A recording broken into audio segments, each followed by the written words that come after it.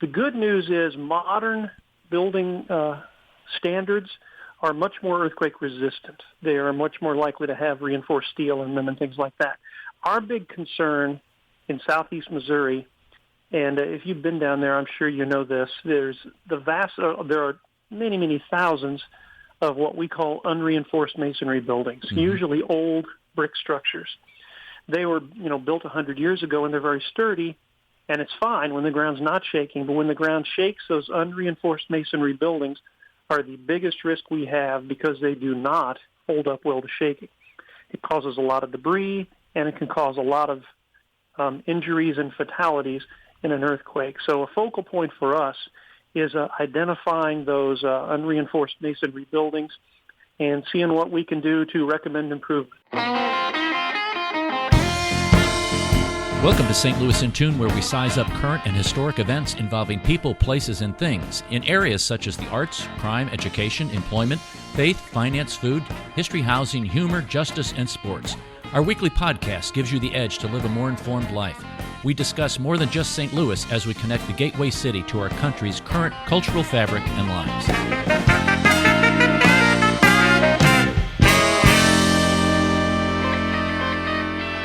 Jeff Briggs is the Earthquake Program Manager for the Missouri State Emergency Management Agency. He's also serves on the Central United States Earthquake Consortium for the state of Missouri.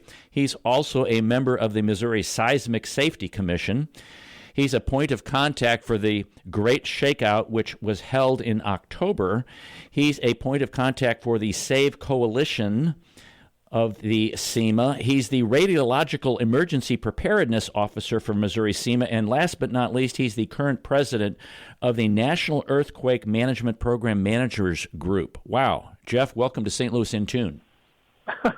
Well, hey, thank you. It's great to be with you guys. I don't know, if I truly did all those things, I don't know if I'd have time to talk to you. So I appreciate that great introduction. Well, maybe it shows that we're really lean and mean at the state level because you wear a multitude of hats while only probably getting one salary. Yeah, unfortunately, just the one salary. I've got you listed a bunch of organizations, and I'm really just a portion of many of those organizations. But yeah, you're right. The Emergency Management Agency is not a large agency, but we do have a lot of responsibilities. So yeah, all of us keep our hats in many different rings. I understand that completely. Now, first question off, before we get into the earthquake seismology kind of discussions, how does a guy who gets a degree in journalism from Mizzou end up being the Earthquake Program Manager for the state of Missouri? Boy, you've really done your research, but you're absolutely right. I got a J school degree a while ago, and I think the key to that is when you're the Earthquake Program Manager, as you kind of discussed with your hat in a bunch of different rings, communication, coordination is a big part of the job. Not only do I work with different groups of experts, like the Seismic Safety Commission you mentioned, the SAVE Coalition, that's an acronym, by the way. It stands for Structural Assessment and Visual Evaluation. It's a fancy big bunch of words that talks about trained volunteers that are structural experts that go out and examine buildings after an earthquake or after a tornado. But the biggest part of my job as the Earthquake Program Manager is to make people aware that there's a risk in the New Madrid seismic zone, and to talk about what that risk is, what the history is, and what they can do about it to prepare. So my communication skills kind of come in handy there. Well, why don't you go ahead and unpack that a little bit for us? How has the state prepared for the event of the New Madrid fault having some issues? You bet. Yeah. It's interesting that you talked on your show last week about Ivan Browning, that prediction he made 30 years ago last week. Didn't turn out to be true, but it did a lot of my job for me when we talk about earthquake preparedness, letting people know about the risk. The outgrowth of that 30 years ago was that it went on to create different groups like the Seismic Safety Commission in Missouri, the SAVE Coalition in Missouri. They started in the early 90s, and it was a big part of that outgrowth of all the increased awareness. And so that really turned out to be a silver lining for organizations like Missouri State Emergency Management Agency. We spend a lot of time planning and training and doing exercises. That's a big function of what the State Emergency Management Agency does. We learn all we can about the different risks to the state, and we try to get people ready for it. In the case of earthquakes, it's a big, big challenge. Excuse me, because there hasn't been a big one lately. The thing we fight more than anything else when it comes to the earthquake risk is apathy. People haven't lived through it. They don't feel it personally like they do perhaps a flood or a tornado that they may have experienced or that someone in their family may have experienced recently. So the earthquake risk is a challenge for us because people aren't front of mind with it. But what I try to remind them is that although you may not have lived through one, you may not have felt shaking lately, when it does happen, and the scientists say it is going to happen one of these days, it is going to be the biggest and the most damaging disaster in the history of this state. So that's why we try to get ready for it. Now, I know that there's the Great Shakeout, which happens every October, and individuals and businesses kind of prepare for that. Discuss that a little bit about, you get schools on board, you get civic organizations, you get city governments, etc. What exactly do you ask them to do? And then what kind of feedback do you get back after the event to replan for the next one and make sure that people are going to be safer? Yeah, the Shakeout is the biggest single awareness event we have every year. We have about 500,000 people just in Missouri that participate. And one of the reasons it's so effective is that it's so simple. We tell people that because the earthquake risk is real in Missouri, we want people to know what to do ahead of time because earthquakes are unique. Unlike any other natural disaster, they're going to happen with no warning because scientists haven't figured out how to predict it. So what we do is we talk about what to know when the shaking starts because it's just going to start and you're going to be doing whatever you're normally doing that day. So the shakeout drill is a 3-step process: drop, cover, hold on. When the shaking starts, you drop to the ground, so before you get knocked over by the shaking, and then you cover up any way you can. If you've got a sturdy table or a desk nearby, that's ideal. But if not, just cover your head. Crouch down the ground and cover your head as best you can. Because the number one way people worldwide get hurt or killed by earthquakes is by falling debris. And so we want to protect ourselves from falling debris. So you drop, you cover, and then you hold on to whatever's protecting you until the shaking stops.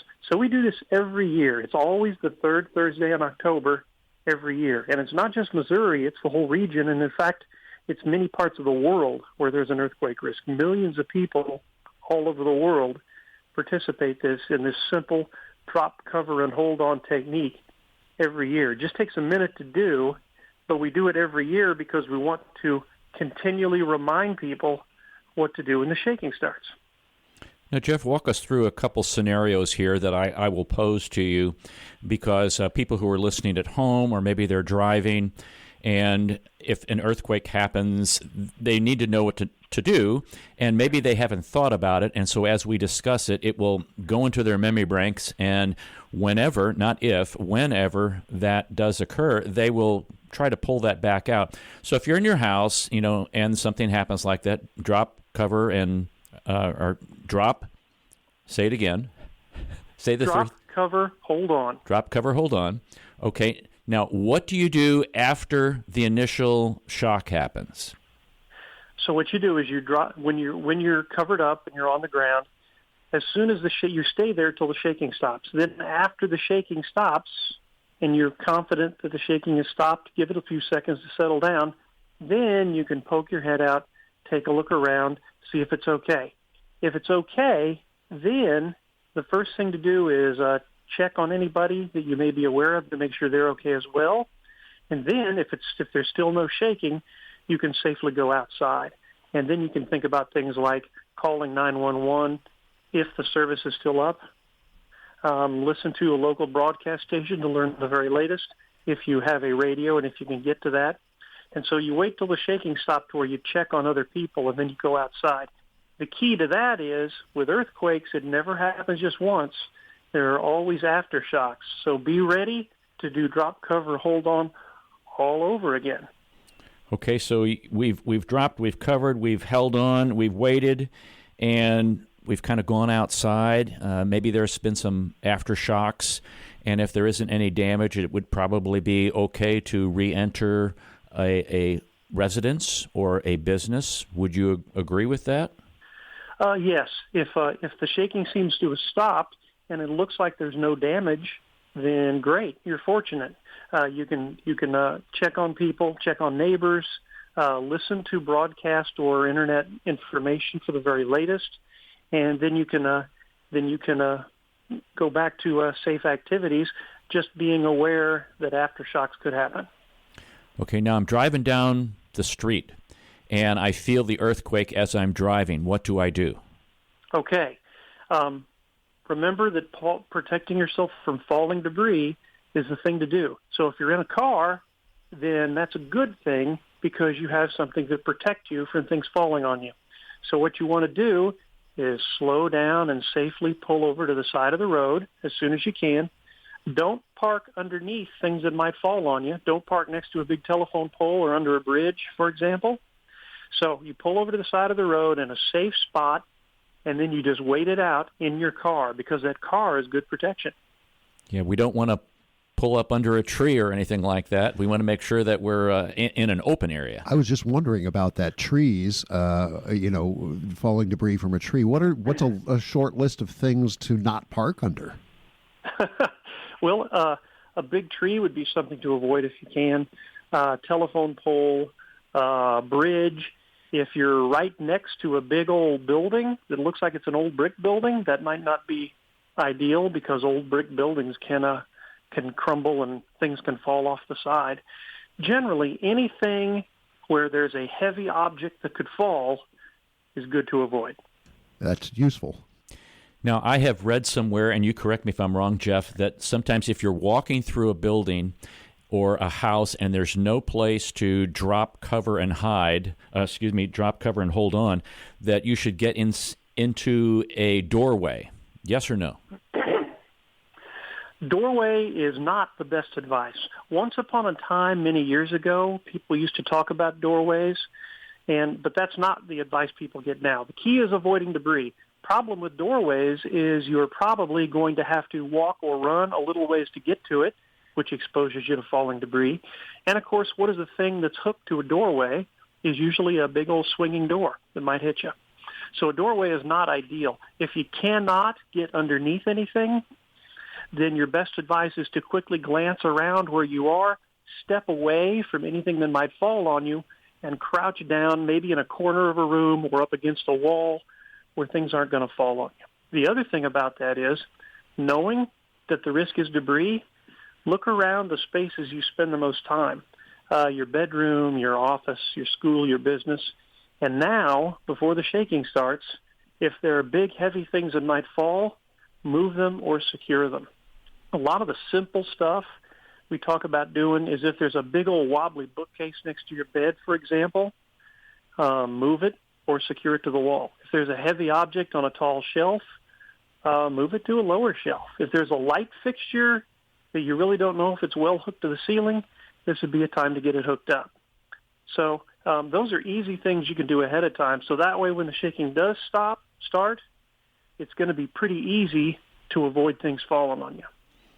Well, let's take that a step further. Let's say that the earthquake has happened. It has caused some damage and fairly severe damage. And I know that you mentioned, to call 911 if 911 is working, which leads me to this point. What kind of preparation do we need for supplies?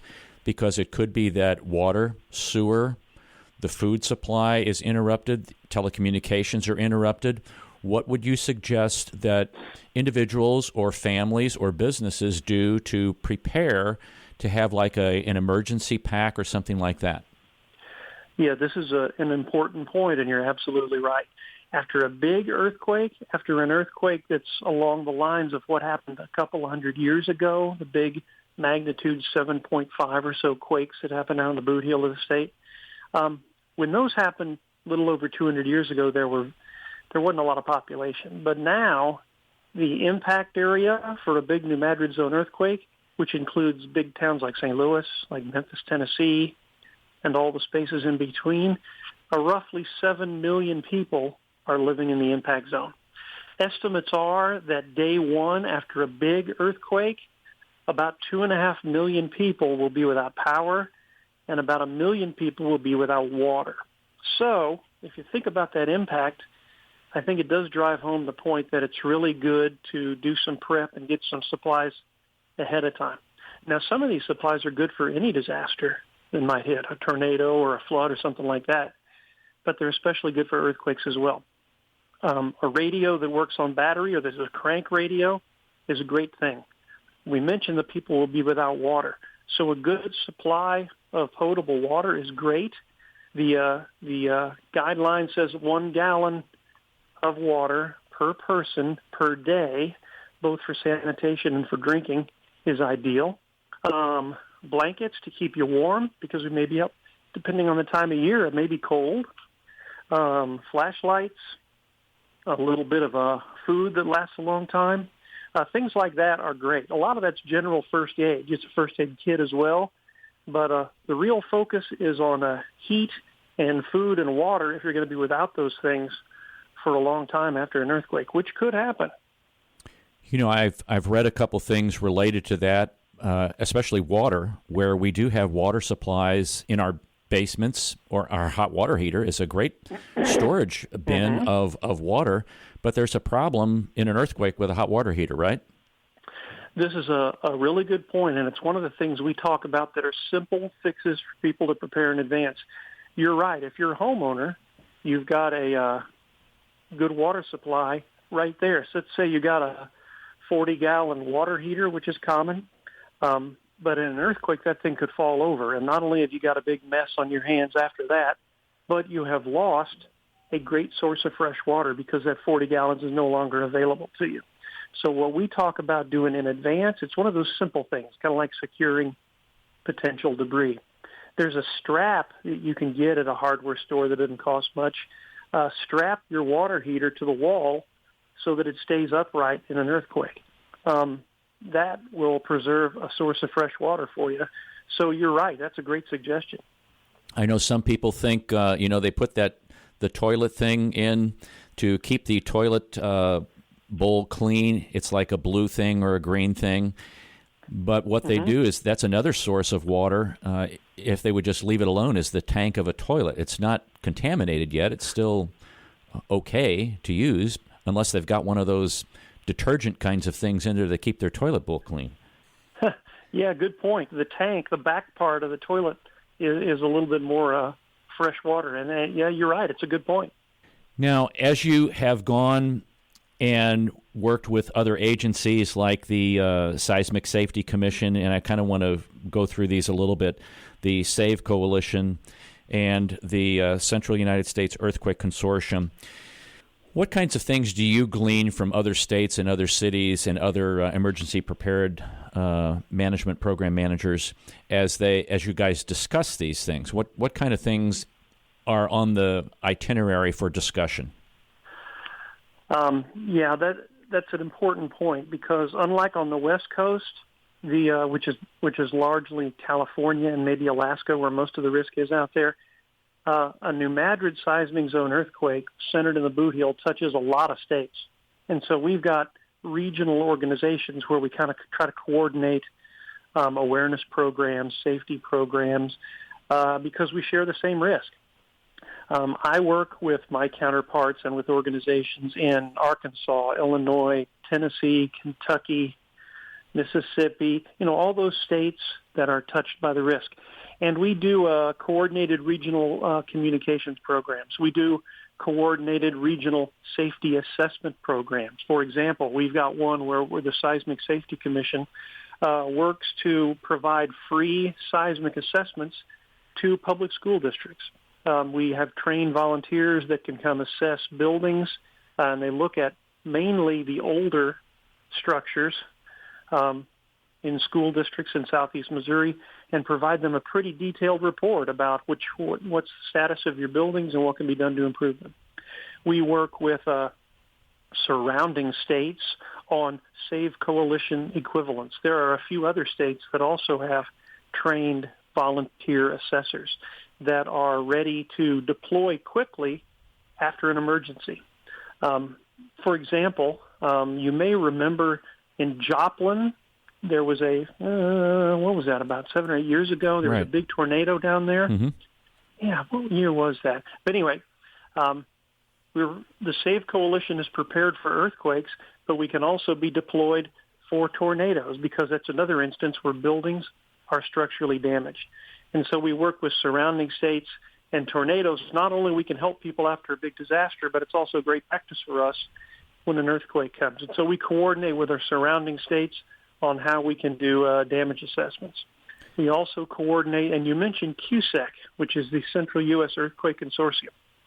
That's kind of a shell organization where a lot of us coordinate our resources and throughout the New Madrid seismic zone, and we work on a lot of these things there. Folks, you can't be complacent with this stuff. My question, Jeff, I know you had mentioned earlier that seems like out of sight, out of mind, and we do get complacent with this. How complacent are we in St. Louis and large metropolitan areas like Memphis also?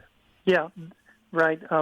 Complacency is a risk that we're always coming up against, and it's because people haven't experienced a large earthquake lately, which is kind of understandable. It's not front of mind because they haven't lived through it personally. But that's why we got to make sure people understand the risk. Just my 1-minute primer on what the risk is. The New Madrid seismic zone is based down in the Boot Heel. It is historically the largest active seismic zone in the U.S. east of the Rocky Mountains. There are over 200 measured earthquakes every year that are happening in southeast Missouri. A lot of them too small to be felt, but if you're in southeast Missouri, you feel earthquakes every year there. And so the risk is very real there. And the other challenging thing about it is that because of the geology of the Midwest versus what people are used to out on the West Coast, the damage and the shaking is felt for a much farther distance away. Out on the West Coast, it's kind of mountainous. The rocks are kind of broken up, and so those earthquake waves tend to disperse fairly quickly. A big earthquake in Los Angeles, for example, is not likely to be felt or have any damage in San Francisco. Here in the Midwest, though, a big earthquake in the New Madrid seismic zone is going to be felt for hundreds of miles in every direction. The big earthquakes of 1811 and 1812, some of the biggest in U.S. history, were felt all the way on the east coast of the U.S. They were felt in the newly constructed nation's capital. They were felt all over. Damage and shaking travels about 10 times farther here than it does on the West Coast. So that's a message I always want to get to everybody, which is it's coming one of these days and you're going to feel it. St. Louis is a couple hours away from the epicenter of the New Madrid seismic zone, but it will be felt and there will be damage from a big earthquake in St. Louis. Now, so that's why we want to keep people reminding of it. Yeah, and question on that is that because, and as I was doing some research for this for last week's show, is that because the New Madrid quake was an intraplate earthquake versus an interplate earthquake? Well, the main difference is, and I touched on it a little bit, but probably not much. On the West Coast, it's kind of broken up, so the rocks kind of disperse it.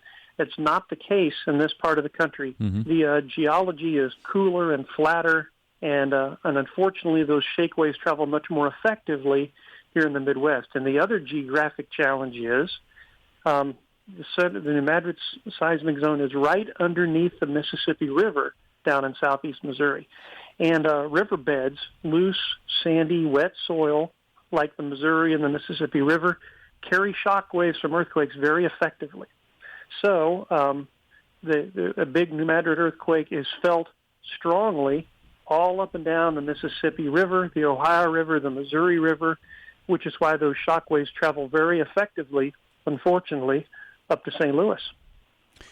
That's really incredible. It's kind of mind-boggling that we get a lot of benefit from the river, and yet the river can go crazy. And as we were told stories as kids that the river ran backwards, and we know that it was just kind of an upheaval of the wave action that probably made the river look like it appeared to run backwards. And we talked a little bit about the lake that was formed down in Tennessee, I believe it was, from that.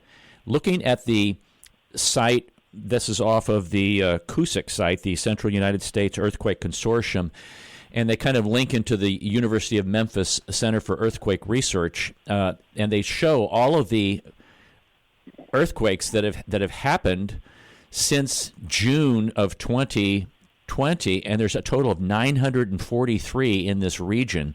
And as I look at the map and the intensity of these things, most are in the last 6 months, some in the past week. There are a few that are in the past day, and the magnitude are usually like 4 or 5, something like that. Is this kind of a common thing? And how important is this information in understanding how you guys plan? Well, the interesting numbers you're sharing about the 900 or so since June. It depends on how far down you want to go when you measure them. It sounds like they're measuring any earthquake underground movement at all. And so the numbers can get very big very quickly. You're absolutely right about that. But we average more than 200 a year that are over, like, say, a magnitude 1.5 or 2, where it might actually have a chance of something being felt. But either way you measure it, it certainly shows that there's significant activity there. It's a very active seismic zone. We're getting measurements, as you mentioned, all the time. Now, magnitude is a way to look at how it's the energy released by an earthquake. It's a way to look at how serious the impact of an earthquake might be. We don't get hundreds of 4s and 5s because 4s and 5s are significant enough to where you feel some local shaking. But we may get a handful of something in the 2 or 3 range every year. And every few years, we might get something like a magnitude 5, which is enough to where there is going to be some shaking and perhaps some local damage. It seems like there's some active locations, i.e. From Oklahoma into Kansas, down into Arkansas and southeast Missouri, where the New Madrid area is, and then in the Appalachian Mountains, north, kind of cutting across northern Georgia into the Knoxville area, that have been pretty active here recently. Do you feel that you have enough people in the SAVE Coalition to assist you around the state to do some of the things that you need to do? Well, I'll tell you, Missouri has the most robust volunteer assessment organization in the country other than the state of California when it comes to this. So we're very happy. We were very fortunate. We've had a program that's been going since the early 90s, and we've got right around 1,000 people who are trained volunteers that are set up in our deployment database. So that's a lot of folks. However, if a big earthquake happens, like the ones that happened 200 years ago, no matter how many we have, it's not going to be enough because the damage to buildings and the scope of it is going to be enormous. So we're glad that we've got a good, robust group, but it'll be all hands on deck if a big one happens. So if there are some engineers or architects or building inspectors who would like to participate in SAVE Coalition but may not be knowledgeable about it, what should they do? We would love to have more people join our organization. What we're looking for is, as you mentioned, engineers, architects, building officials, anybody with a structural background would be good for us. And really the best thing to do is just Google Missouri SAVE Coalition. We've got a website that gives a really good overview of how we work and what we do. And we have training classes every year. Well, not this year because of COVID, but we have training classes every year where it's free and people can come train with us. We explain how it works. We explain the structural basics and the things we look for during a deployment after a disaster. And the beauty of it is for a lot of folks who are looking for professional development hours that their professions require, we provide free professional development hours for taking our training. And then after you've taken the training, you are a SAVE Coalition member for 3 years. We ask that you renew every 3 years. Then we put you on our database, and if there's a disaster, we know how to find you and contact you for a voluntary deployment if you're available. Now, I know one of the questions I had asked you in our email transactions back and forth was about the code compliance, or were there building codes? And I know there's the international code that many municipalities or cities might follow, but in the state of Missouri, you essentially said that there really wasn't a specific code for building for earthquakes. What should be done related to that from your perspective, or should there be something done? Yeah, in Missouri, in Missouri, there's no statewide seismic building code. It's done at the local level. And of course, from my perspective, we're always very interested in getting building codes as safe and as robust as they can possibly be. Some cities and counties have more than others, and we're happy to work with all of them to get the codes as safe as we can possibly be. But that really is, in the state of Missouri, that's a local jurisdiction decision. So, radiological emergency preparedness officer, what are you doing? Some X-rays of the ground?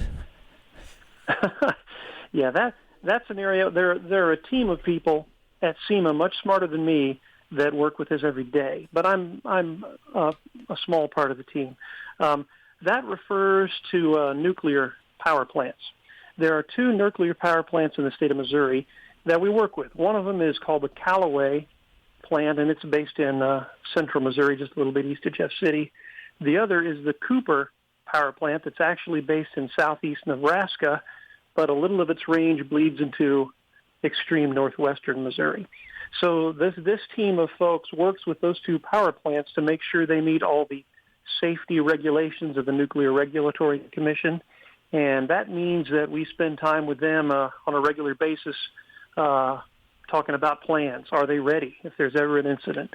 Are there training and exercises that need to be done? And we work with them on all those training and exercises, because in an actual emergency, we would be working very closely with the plant officials, SEMA and others, to notify the public of what's going on and what protective actions need to be taken and things like that. So that's what radiologic preparedness refers to, is the way we work for the safety of the two nuclear power plants. Now, I know I mentioned also that you were the current president of the National Earthquake Management Program Managers Group, and for you have another 6 months roughly, I guess, to hold that position. What goals did you have going into that position as president, and what have you seen? I know COVID has kind of put some of a damper on that, because generally people would meet in person. But what kind of things were you hoping to accomplish this year in that organization? Well, I'll tell you what. This is an organization of people like me in earthquake active states all over the country, and we work a lot with FEMA, the Federal Emergency Management Agency, at that level as well. The goal is to coordinate things on a nationwide basis. That means national awareness campaigns, national safety campaigns, and it also means sharing best practices. A lot of the things I do in Missouri are ideas that I've taken from other states where it's been effective, and vice versa. Really, it's idea sharing and coordinating at the national level, best practices. As one example, one focal point, both for the state of Missouri and at the national level, is earthquake insurance. That's a big deal because in the last 20 years or so, the earthquake insurance rate, especially in the heaviest hit zones in southeast Missouri, has really dropped off to nothing. Earthquake insurance for a homeowner has to be bought separately. It's not part of your standard earthquake insurance. In St. Louis, it's fairly affordable because you're not in the very highest risk area. But in southeast Missouri, the latest numbers that show less than 15% of homeowners have earthquake insurance because it has become so expensive and there's such a high deductible to it. So that really worries us as emergency planners. And of course, it should worry folks in southeast Missouri too, because if a big earthquake does hit and they lose their homes, if they don't have earthquake insurance, they're not going to afford to rebuild in many cases. So that dealing with that earthquake insurance issue is a big emphasis area for Missouri and at the national level, because a lot of states are struggling with the same thing we're struggling with. I'm sure that's like flood insurance to a degree, that, if you're in a flood zone, you have to have flood insurance. Well, you don't have to. Maybe you do if you're borrowing to purchase a house. But at the same time, sometimes those are going to be very expensive, which leads me to this next question. We've become so dependent upon protecting things as it relates to flooding. How much building is going on down in the area? I'm talking about structural building of new buildings, whether they be commercial, industrial, or residential, in areas that are probably a little questionable related to an earthquake zone. Well, there's certainly, there are always new structures going up in the new Madrid seismic zone. The good news is modern building standards are much more earthquake resistant. They are much more likely to have reinforced steel in them and things like that.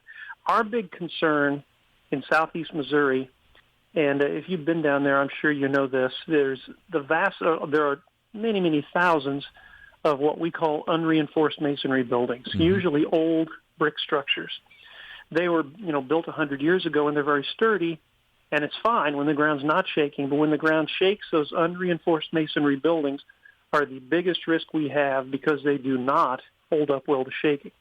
It causes a lot of debris, and it can cause a lot of injuries and fatalities in an earthquake. So a focal point for us is identifying those unreinforced masonry buildings and seeing what we can do to recommend improvements. That's why we do that school assessment program. We go down and look at school districts that have old unreinforced masonry buildings and to see if we can recommend improvements. It's a big job, and certainly no one has the money to upgrade all those thousands of buildings, but we try to take every step we can, and that, I would say, is the biggest structural risk we have in southeast Missouri. And by the way, downtown St. Louis is loaded with those unreinforced masonry buildings, too. Exactly. That would be disastrous. Have they all been evaluated by owners down there, or are there still some kind of empty blank lines on your paper related to downtown St. Louis? Well, I don't know the answer to that. Certainly they have not all been evaluated. Some have and some haven't. The challenge, of course, is that upgrading those old buildings to a modern seismically resistant standard, very, very expensive. And, like anything else, rehabbing old buildings gets pricey. It does. This has been a great conversation, Jeff. I appreciate your time today, and I hope that the listeners have found benefit from this. And we will post this on our podcast and include some links for everyone. It's very important that you prepare yourself individually and for your family, if you have a family, and maybe talk about this at your business, because it's, like you said, Jeff, out of sight, out of mind. Unless we've experienced this, we're not necessarily going to be prepared for this. And that was a great statement, and I think should stick in everybody's mind. We've been talking to Jeff Briggs, Earthquake Program Manager for the Missouri State Emergency Management Agency. Jeff, thanks very much for being on St. Louis in Tune. Hey, thank you for your time. Great conversation. We are glad you decided to listen to this episode of St. Louis in Tune. We know there are hundreds of thousands of podcasts out there, and we are glad that you have chosen to listen to us. St. Louis in Tune is produced in cooperation with KWRH 92.9 FM and Motif Media Group. For St. Louis in Tune, I'm Arnold Stricker.